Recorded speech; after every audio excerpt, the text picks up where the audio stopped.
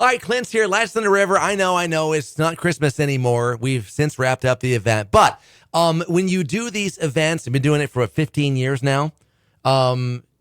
You kind of see how people work, how weather influences a lot. And then of course you want to make it bigger and better for the next year.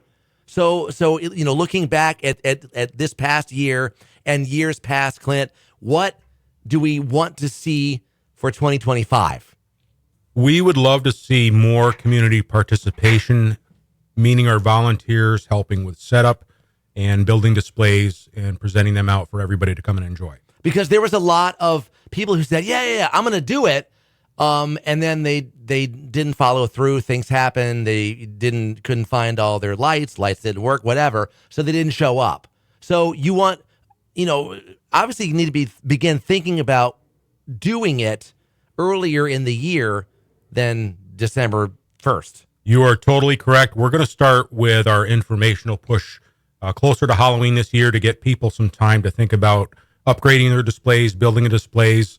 So it's not last minute, and they can put themselves in a position of success for a quality display. Now, as far as numbers are concerned, the whole event raises money and also raises food for the local food banks. What do we have raised this year? We've raised well over $25,000 in donation from our sponsors and from people driving through visiting this year.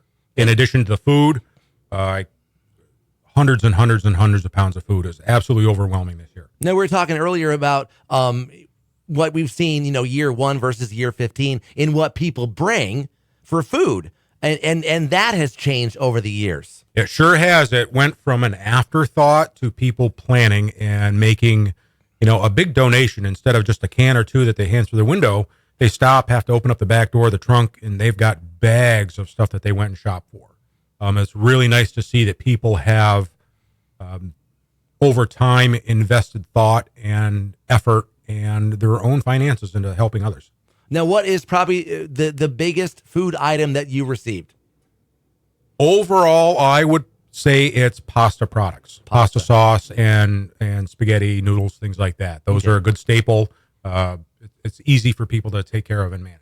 And really, when you think about it, you could probably start kind of collecting things summertime, get a box going, and when you're cleaning out the pantry, whatever, put some things aside, and then come Christmas time, it's all set to go. You put it in the car, and there you go. 100%. I've had one family tell me that every time they go to the grocery store, they pick up one non-perishable item to add to that, so that at the end of the year, it's not a big burden and a big purchase. They've had this stuff, budgeted over the course of the year, and it was a huge contribution. It was a really neat way of doing it. Now, to do this, you need help and sponsors, and you had some sponsors who were able to help out financially. Who are they? Absolutely. We've had some tremendous support from groups throughout the communities. Transform Tomorrow, the Eagles Family Foundation was a huge sponsor. Town of Lisbon and Todd Miller for helping keep the site open, getting us electricity when we couldn't get that.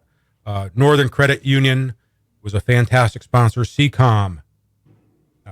We have the St. Lawrence Credit Union, Pepsi-Cola, DeFelsco, America One Realty. We have Hahn Welding. We have Boyden Brooks Auto Works. We have so many businesses that contribute yearly. America One Realty.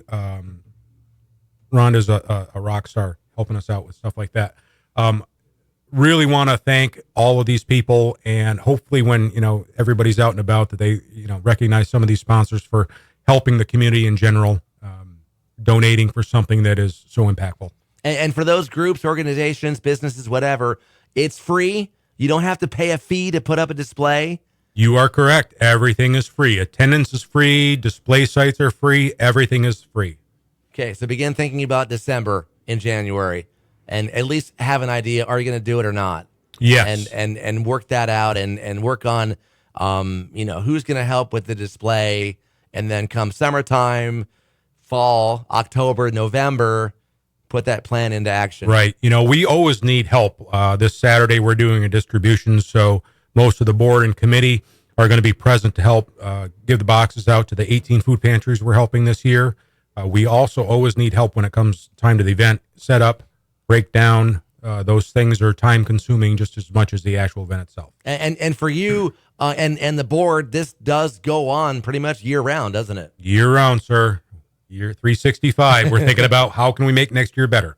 Okay, and right now the website's still up. You can go look and get more info, and even Facebook has some pictures probably. You got it. Lightsontheriver.org. Take a look. We do have pictures of sponsors. We have pictures of the event.